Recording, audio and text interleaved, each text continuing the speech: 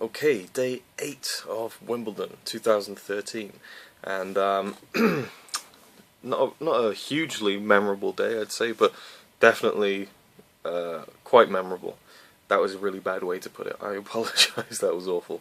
I don't really know how to convey how I feel about it. Some interesting stuff happened, mainly in regards to the women's side of things. Now, Serena Williams, as I mentioned a couple of videos ago, had her 600th career win on Saturday, so she was really powering along. I think she's been on a 30-something odd winning streak, 30-match winning streak lately, and she went out. She didn't get to the quarters, and it's a huge shock. I mean, it's kind of Federer level shock because Serena Williams, she's just such a powerhouse, and to beat her is a huge deal. I mean, I've forgotten even what the girl's name was who beat her, but she was almost crying when she beat her because it's almost akin to winning the championship itself. So very interesting.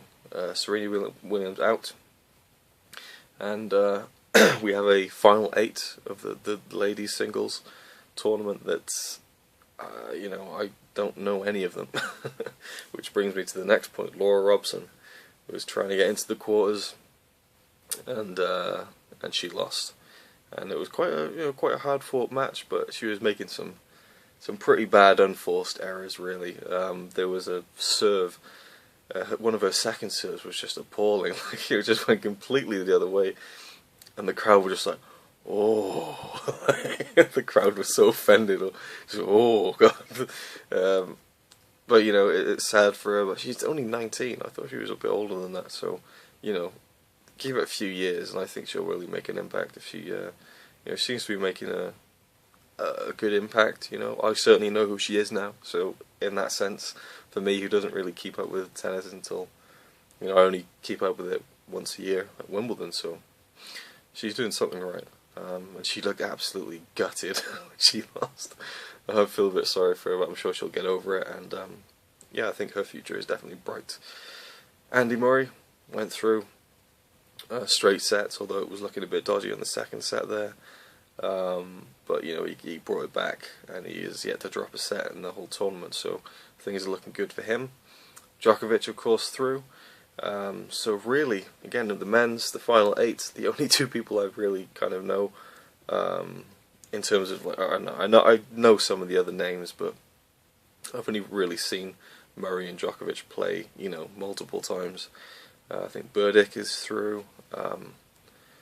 Yeah, that's the extent of my knowledge. I'm really disappointed with the way it's kind of turned out. I feel like, the people who I know are gone or dropped out, and the people who made these big upset wins at the beginning of the tournament, they've been knocked out too. So there's not really many people to root for except for Murray, and I've just got a feeling that it might go to Murray and Djokovic in the final, and we'll get another devastated Andy Murray at the end there. But who knows? Anything could happen. He could go out in the quarters.